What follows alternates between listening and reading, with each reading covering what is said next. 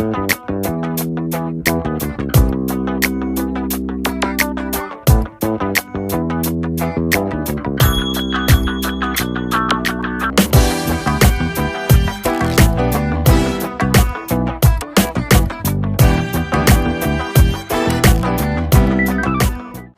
de identidade no Ministério Público Criminal, o difícil diálogo com o processo penal.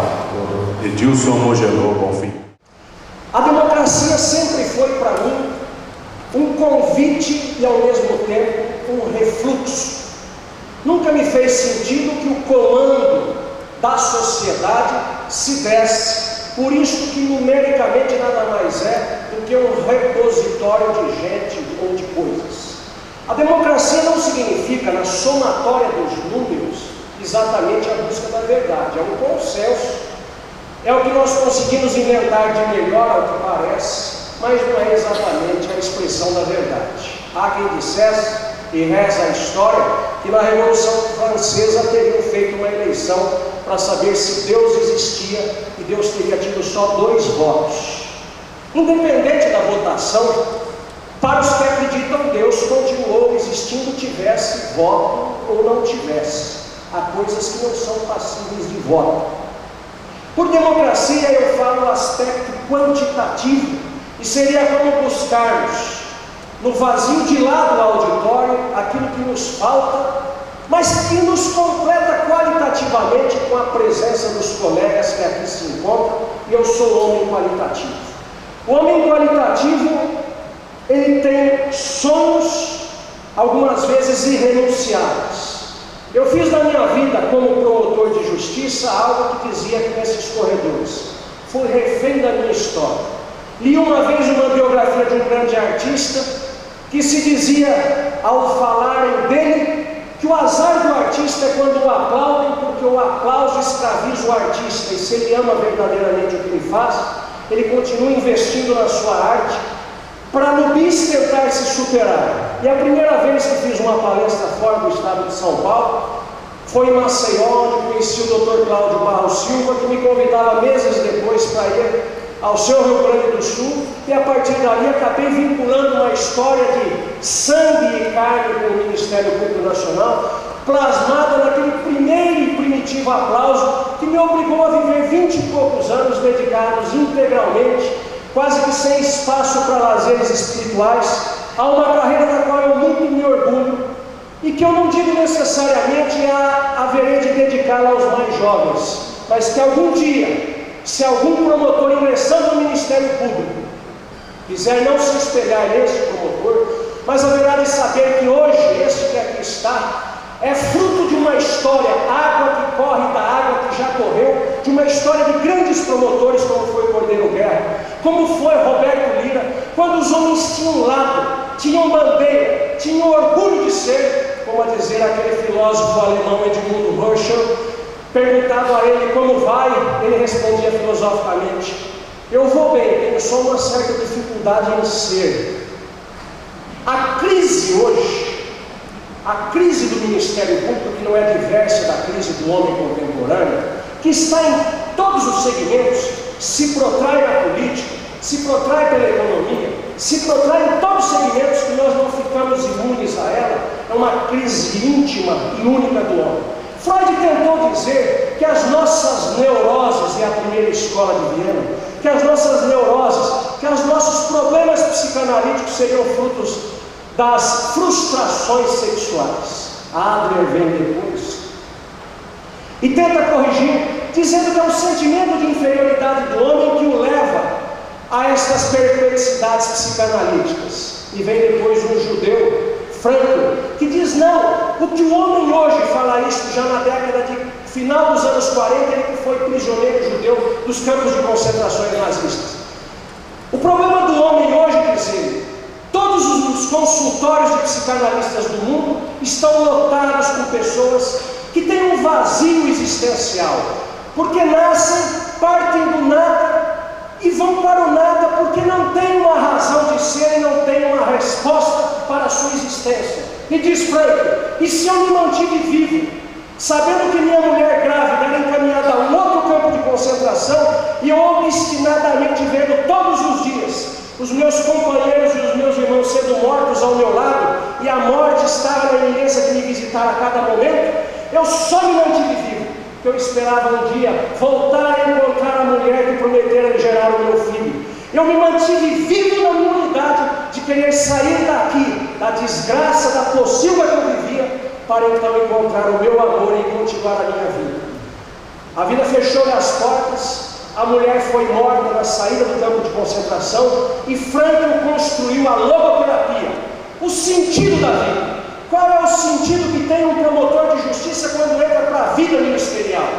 Houve uma época que o sentido não era salarial, era o que se chamava de vocação. Eu sempre evoquei a imagem do promotor de justiça clássico, porque nem tudo é modismo e nem tudo é momentismo. Há as raízes profundas que são a história.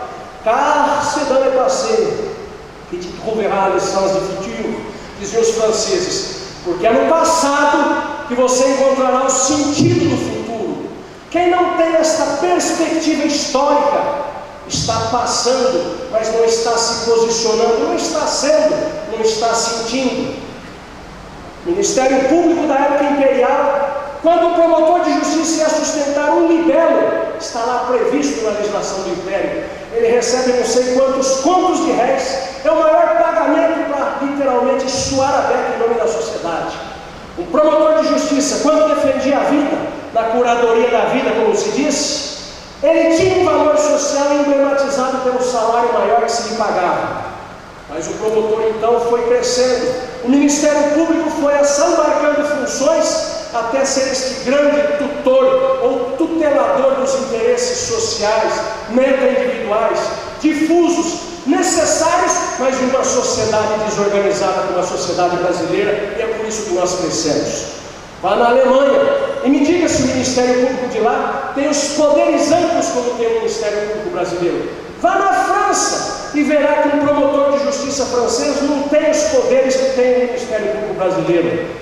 Vá na Inglaterra, que a Prosecution Service foi criada somente em 1985, e os ingleses prescindiam da função do Ministério Público, porque podiam tudo resolver de uma forma de uma advocacia privada. Procure em todas as sociedades, e o testemunho não é meu, é de um mineiro especialista no direito internacional comparado, que é Francisco Rezec de Mariana. Não existe concepção em país algum do mundo, na Constituição Federal, que tenha se otorgado tantos poderes ao Ministério Público como na Constituição Brasileira, do artigo 127 ao 129. E não há dúvida nenhuma que as nossas atribuições, os nossos poderes, terão uma tendência natural de se esgarçarem com o progresso social. Você poderá no futuro não ter, quiçá, a tutela da defesa do consumidor entregue ao Ministério Público, mas é um novo organismo que vem a tutelar a proteção do consumidor. Talvez no futuro o promotor não fale, não intervenha nos processos falimentares e se crie um outro organismo para fazê-lo. Os interesses difusos, o meio ambiente, sim, podem haver outros órgãos para fazê-lo. Agora, não existe país nenhum do mundo que tenha aberto mão de uma instituição chamada Ministério Público Criminal. Como o crime pertence à história da humanidade, esta é a nossa razão primitiva, a nossa causa de orgulho, e onde, se você derrubar o tronco, vem abaixo toda a floresta das atribuições ministeriais. Retire poder do Ministério Público Criminal. Mate um promotor de justiça na sua função. O que quer matar na sua função? Não trabalhe, promotor. E você verá secar, verá definhar o conceito de Ministério Público na sociedade, porque de todas as nossas atribuições, é a única que a experiência histórica revela-se insubstituível. À medida que a sociedade avançar, nós refluiremos, mas haverá sempre uma figura matriz de um promotor de justiça criminal. Eu não sei se, por razões de destino, mas lendo os grandes advogados que inspiraram a escola romântica da advocacia criminal, por todos os franceses, Tixin Eviancourt, Moreau Geffery, Maurice Garçon, René Floriot, o inglês Erskine, o norte-americano Clarence Darrow, Enrico Ferri, o italiano Gennaro Marciano. Eu observo na biografia desses homens, tal como Valdir Troncoso Pérez, que faleceu com seus 80 e tantos anos em São Paulo, ou Evandro Luiz e Silva no Brasil, que faleceu com seus 93 anos no Rio de Janeiro. Todos eles foram advogados criminais a vida inteira. Nenhum desses homens mudou de lado. Evandro excepcionalmente foi procurador-geral da República, mas nunca deixou de ser o advogado criminalista que sempre se identificou. Não obstante, estes homens, e por todos hoje o ex-ministro da Justiça, que circunstancialmente ocupou o cargo de ministro da Justiça, mas desvestido deste rótulo estatal que lhe foi dado, ali está o advogado criminal, como demonstra a novela Advocacia que torna a fazer do acusado em uma CPI. Ali está a essência da pessoa. Não obstante, o promotor de justiça criminal vive hoje um momento de crise. Uma crise que se inaugura nos bancos acadêmicos. Houve uma época nos anos 70 que se quis matar o direito penal. Se falava do abolicionismo penal, que como toda palavra nova é sedutora. E esta palavra abolicionismo penal foi cambiando de rótulos, foi sendo atenuado, foi sendo chamado de direito penal mínimo, foi sendo chamado hoje com as suas variáveis de processo penal garantista ou direito penal garantista. E peça para que alguém lhe defina o que é o direito penal mínimo, ou peça para alguém lhe defina o que é um processo penal garantista. Não acredite em nada cuja definição não cai em 5 linhas. E eu nunca vi uma definição disso. Todos nós somos favoráveis ao direito penal mínimo. Todos nós somos favoráveis a um processo penal garantista. Todos nós não queremos que a injustiça exista, porque é a Nossa Senhora sublime das nossas almas, sem a qual nós não seríamos promotores de justiça.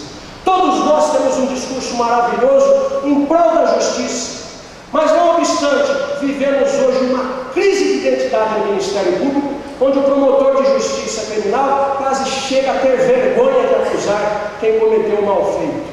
É como se ficasse sempre se perguntando se não vai trocar de lado num ou outro momento, ou não vai se sentar no banco do réu. Como se não se espelhasse na história, porque um dia um promotor de justiça cometeu um desatino e matou uma mulher, e ele começa a fazer então um inventário das suas culpas interiores, e falta nele aquela energia vital, o que se chamava o sal da existência, para ser o promotor de justiça criminal que a sociedade espera. Aliás, se tudo tem dois lados, se nós somos partes do processo penal, quer me parecer que se existe sempre um advogado criminal encastoado na sua essência, que tem orgulho de brandir a sua carteira da Ordem dos Advogados do Brasil, há de ter um outro lado que se chama Ministério Público, promotor de justiça criminal. Mas a impressão que se tem é que o nosso lugar muitas vezes está esvaziado, não é de rótulo não, é de essência, é de função, é de ação. Eu nunca vi um promotor abrir mão do seu salário, mas eu vi promotor abrir mão da sua função. Eu nunca vi promotor abrir mão das suas prerrogativas de promotor, mas eu vi promotor ficar se apiedando porque não foi dado direito a ele de se apiedar. Será que nós todos fomos feitos diferentemente uns dos outros, que a uns é dado responsabilidade, a outros não? Chega em uma comarca onde o seu antecessor foi um promotor que fazia acordos na área criminal sem poder fazê-lo, e tente exercitar a figura de um promotor de justiça agora. A sociedade, os advogados, lhe olharão enviesadamente, porque aquele que lhe antecedeu criou uma responsabilidade, uma falta dela, arrumando-lhe problemas que você não houvera criado, mas que você está a sofrer.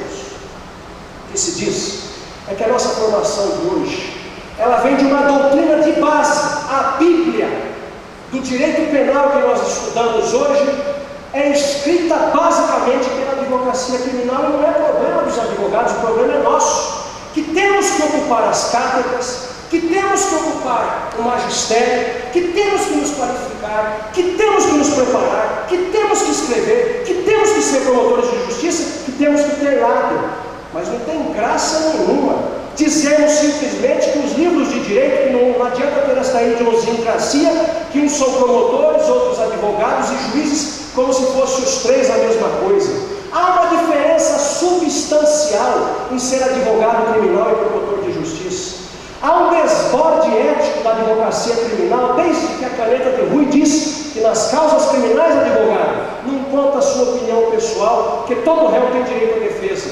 Em cima desta escusa, ou deste biombo ético, se aceita as defesas das causas mais aéticas e mais improváveis possíveis. E o promotor de justiça? O promotor de justiça tem um teto, o teto é ético. Se ele entender que o caso é de absolvição, ele pede. Se ele entender que é uma pena menor, ele pede. Então ele tem a liberdade de pedir de acordo com a sua consciência. Mas como o direito penal é moldado à imagem, à semelhança de uma advocacia criminal, basta que se veja. Eu sou autor de livros. Se eu fosse escrever para segmentos, possivelmente eu aumentaria o meu rendimento escrevendo para uma advocacia criminal, como muitos o fazem.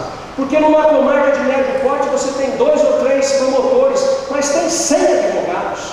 E eles ficarão muito mais felizes se as opiniões, as posições que você trouxer vierem em socorro deles.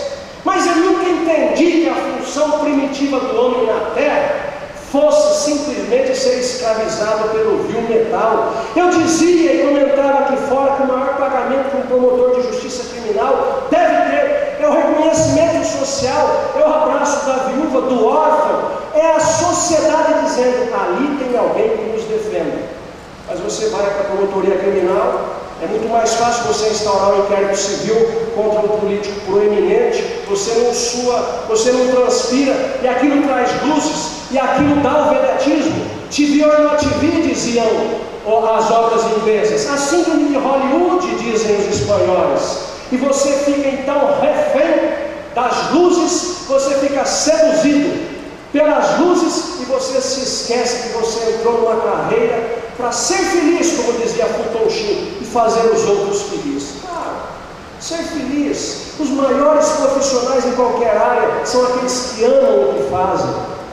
Os melhores profissionais em qualquer área da atividade humana são aqueles que Victor Frankl dizia, tem um sentido de vida. Mas eu vejo o promotor de justiça entrando hoje no Ministério Público como se já tivesse saindo. Ele já entrou cansado, como aquele Alexandre o Grande que procura sentinelas do seu exército e os encontra dormindo e os mata. Perguntado por que os matou, ele disse: tal os encontrei, tal os deixei.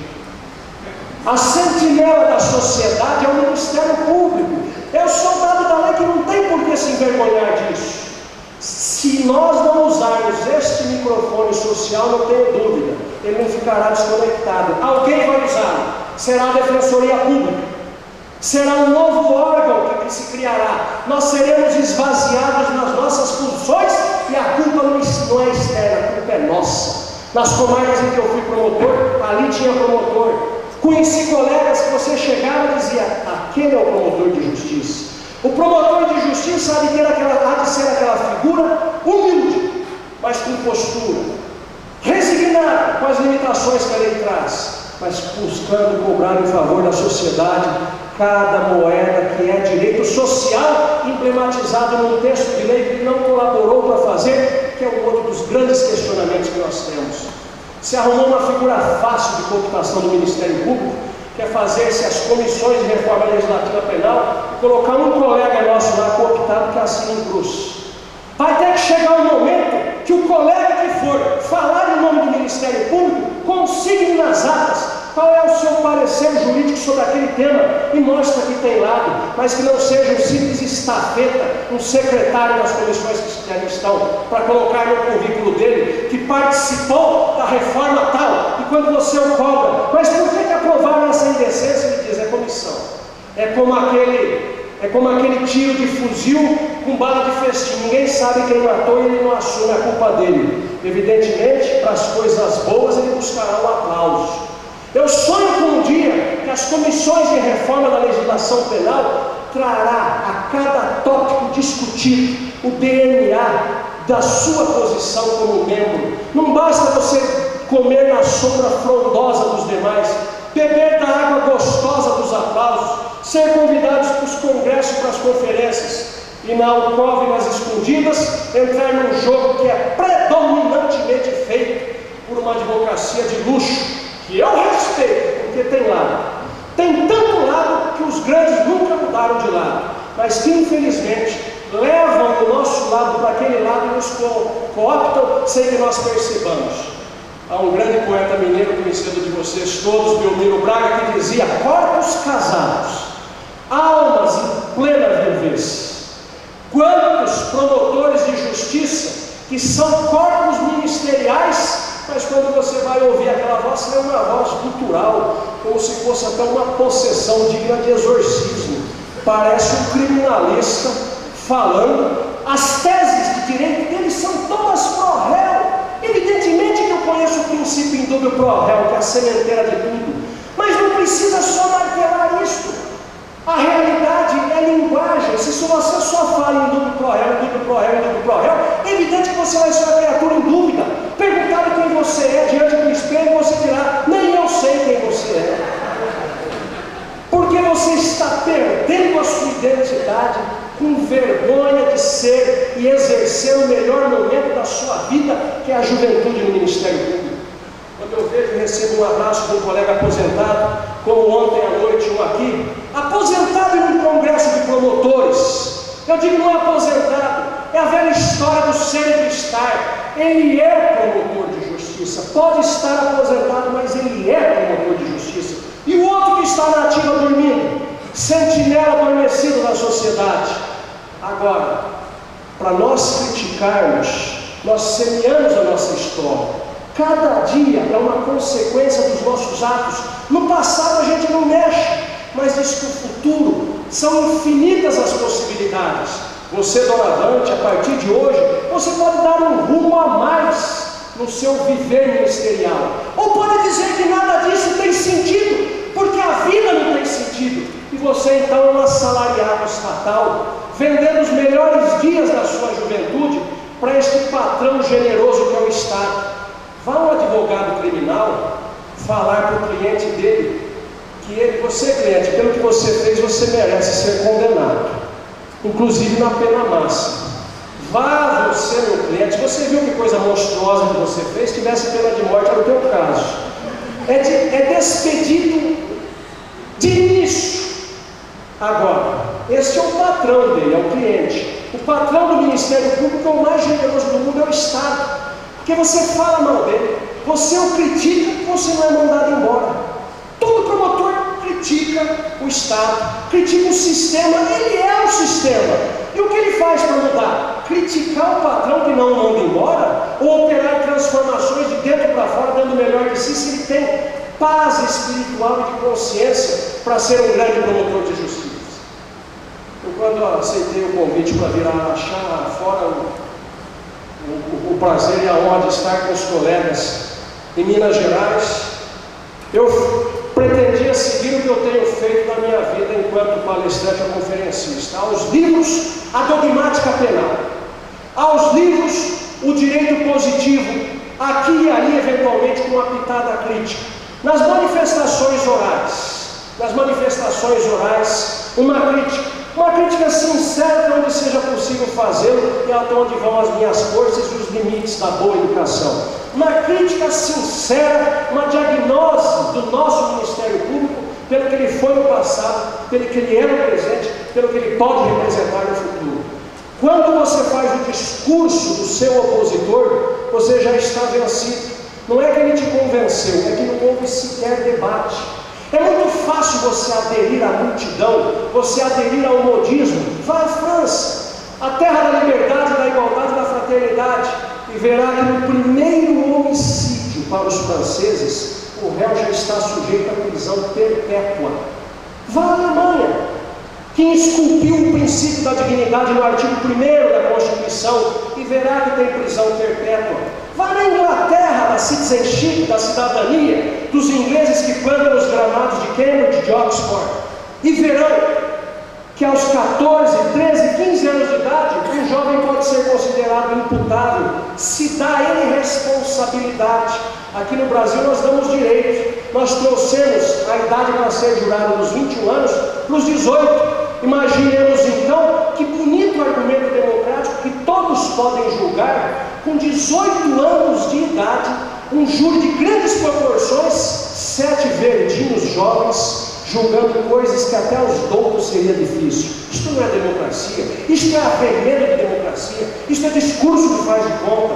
Na Inglaterra, aos 18 anos se é jurado, mas aos 13 já se tem imputabilidade penal. Você cresce com direitos e obrigações de uma forma paralela, e as pessoas têm uma outra noção de civismo, que não seja meramente obter direitos. Aqui no Brasil, a legislação reformada em 2008 do júri trouxe a idade para ser jurado aos 18 anos, contradizendo que a emenda 45 cobrava para ser juiz que ter 3 anos de experiência. Para ser juiz de direito, 3 anos de experiência. Para ser jurado, experiência nenhuma, mas pior, nenhuma experiência de vida, que bastava ter 18 anos de idade. Por contrassenso, cobra a lei que tenha notória idoneidade. Foi quando eu fiz uma blague, um manejo de palavras, eu disse, estão confundindo notória idoneidade com notoriedade. Aos 18 anos de idade pode ser atleta e ter notoriedade, pode ser cantor e ter notoriedade, mas notória e idoneidade você não pode ter aos 18 anos de idade. Ou você revoga um artigo ou você revoga o outro. E o Ministério Público Criminal participou? Participa, sem fazer um juízo crítico, e fala com autoridade de causa, que consultado, fiz e assinei as minhas críticas, uma ou outra albergadas, mas com coisas como essas que aí estão. E o que nós poderíamos fazer nesse difícil diálogo do Ministério Público Criminal e o direito penal? Terminarmos com a nossa função é impossível, exercitarmos a nossa função é desejável, ocuparmos o espaço que a sociedade espera que nós ocupemos é o que nós pretendemos fazer. As escolas do Ministério Público de hoje, as associações do Ministério Público de hoje, as corregedorias do Ministério Público de hoje, as procuradorias gerais do Ministério Público de hoje e, sobretudo, as bancas de concurso dos Ministérios Públicos de hoje haverão de trazer hoje e doravante uma advertência que decorar apostilas de direito penal ou de qualquer matéria de direito não é difícil. Aprender a recitar versículos legais não é difícil. A grande pergunta é, sabendo o mínimo necessário para ser promotor, se você tem estrutura de personalidade para ser autoridade, para ser promotor, se você é capaz de enfrentar o poder estabelecido, se você tem dobradiça nas costas para ficar fazendo mesuras a quem tem poder, ou se você tem a envergadura da consciência e da retidão, que vai lhe trazer certo tormento, não há dúvida, mas que vai lhe trazer a realização do dever cumprido. O grande desafio do Ministério Público contemporâneo não é mais formar primeiros lugares de concurso, como se nós tivéssemos 50 vagas e os 50 candidatos tirassem 10 acertando tudo. O 10 é no dia a dia na comarca, é a condição de ter a bala no fuzil e dar o disparo, porque de nada adianta um arsenal legal gigantesco, se atrás daquela arma tem um covarde despreparado que não começa uma guerra. Eu fico vendo a nossa luta por mudar a lei nisso, mude todas as leis que aí estão e não mudemos a nossa concepção de agir, e vocês verão se haverá alguma diferença. Pode ficar as leis exatamente do jeito que está, com as leis do jeito que estão, fazemos mágica se quisermos, estaremos adequando a nossa hermenêutica à conveniência social. Não há necessidade de mudar mais, o façamos como no príncipe. Mudemos tudo, de tal forma que tudo permaneça como está. E assim a gente continue. O nosso desafio do Ministério Público no futuro, quero esclarecer, não é de buscarmos novas funções, nem de nos apaixonarmos se tivermos o risco de perder alguma função nossa, porque se nós buscarmos a experiência mundial, quanto mais a sociedade brasileira desenvolver, menos necessidade terão de nós no futuro. Mas se existe só uma coisa que simboliza a sociedade contemporânea, em todos os quadrantes, em todos os lugares, e aí não há exceção, é o advento da criminalidade. Até onde vão as minhas análises, até onde recai o olhar de quem estuda o direito penal, o crime tem crescido em todo o mundo, e haverá um abolicionista que dirá, então o direito penal não está funcionando. Eu digo, isso é um argumento sofismático, retire o direito penal e você vai ver então o pandemônio que viveremos.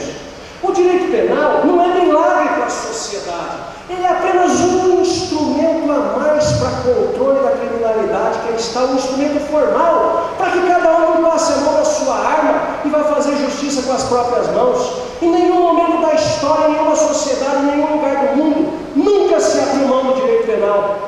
agora a gente começa a rezar muito na Bíblia do Direito Penal de um professor argentino, com conceitos do professor argentino. Fiz palestra com ele a respeito como penalista, mas não comungo com a maior parte das ideias, eu acho que estou certo.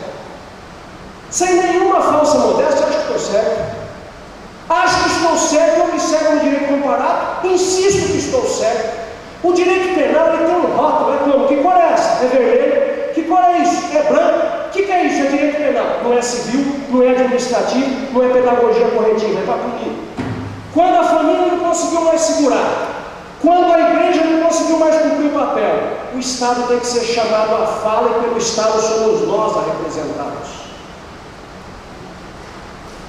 Poderia parecer um discurso com um rigor punitivo, quando nós estamos todos absolutamente centrados num discurso de direitos, quando a expressão de direitos humanos, por máxima que se tenha, está simbolizada na palavra liberdade.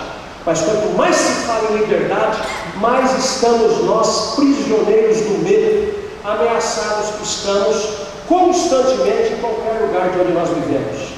Houve uma época em que o poder paralelo do crime não ameaçava as instituições de controle formal da criminalidade. Esta época passou. Faz 4 ou 5 anos, uma sigla criminosa de São Paulo parou o maior centro urbano do Brasil, e eu estava lá para testemunhar o pavor que a gente paulistana sentiu quando motoqueiros jogavam coquetéis molotovs, atiravam em famílias de policiais militares, quebravam a ordem e ouso dizer, talvez não tenha seguido adiante, não sei se porque o Estado colocou ordem ou se o Estado fez o que os americanos chamam de plea bargaining, um acordo com o mundo criminal, como se fazia no Rio de Janeiro, para quando vinha um astro do exterior para conhecer uma favela, tinha que se combinar com o poder paralelo da favela para deixar que subisse lá, que o Estado não mandava no seu próprio território. O que eu quero dizer, meus amigos, que aqui estão, futuro do Ministério Público, que é a bandeira que se impunha no estado de Minas Gerais. A liberdade, ainda que tardia, não pode ser simplesmente uma flâmula de um discurso insosso, é uma atitude, é um jeito de ser, é o querer ser promotor de justiça. Quantas vezes vi candidatos brilhantes, chefes de família exemplares, aptos, prontos para falar em nome da sociedade, reprovados por 0,1 décimo, 0,2 décimos, por uma questão, e um jovem, eu entrei jovem, vocês entraram jovem, com 23, 24 anos, que teve a fortuna da bênção financeira do pai paterno, para estudar num bom cursinho, aprender aquele regramento jurídico, ser um matemático do direito. No dia seguinte, este rapaz não sabia o que fazer com o aparato legal que lhe era dado. E aquele chefe de família, que sabe o que é lavrar a terra com o suor do seu rosto, que sabe quando o lobo vem para comer a sua ovelha, aquele chefe de família que sabe que é uma doença na sua casa e na sociedade, aquele chefe de família que seria uma excelente autoridade, foi reprovado pelas bancas do Ministério Público, que nós lhe perguntamos somente os versículos legais. É possível, na entrevista dos nossos candidatos, nós perscrutarmos um pouco do que nós queremos ser. E eu escutei uma vez um argumento sofismático de um colega, mas nós temos que ter promotores de todos os matizes.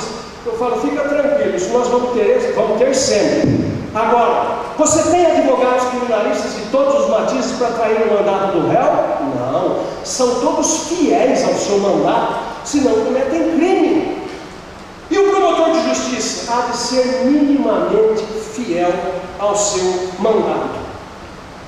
Me recordo no interior do Paraná, onde eu nasci, havia um símbolo, e eu me perguntava nos 7, nos 8, nos 9 anos de idade, o que aqueles casais, aqueles moços e aquelas moças faziam num parque no centro da cidade, com um canivetinho. Era moda na época, quando não havia o discurso do meio ambiente, eles entalhavam coraçõezinhos, uma flechinha passando no tronco de uma árvore, e colocavam neste coração de um lado o nome de um, do outro lado o nome do outro. Eles queriam que no futuro alguém visse naquela árvore e imortalizasse o amor que os dois sentiram no dia, naquele sonho do amor perpétuo e para sempre.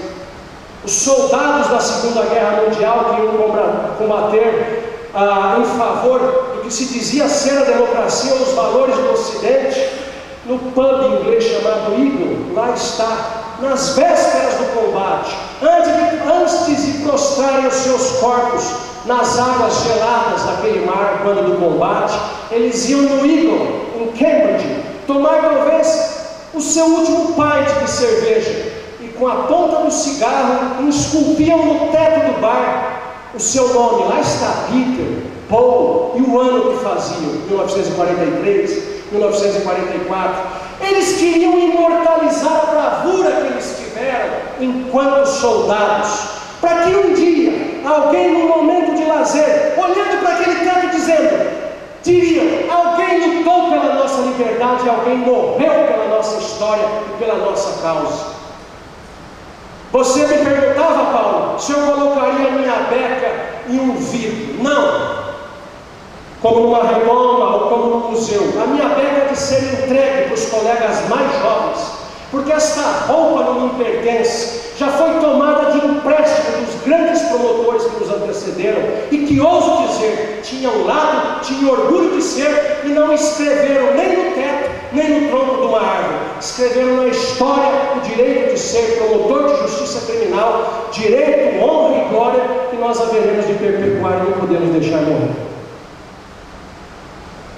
Obrigado.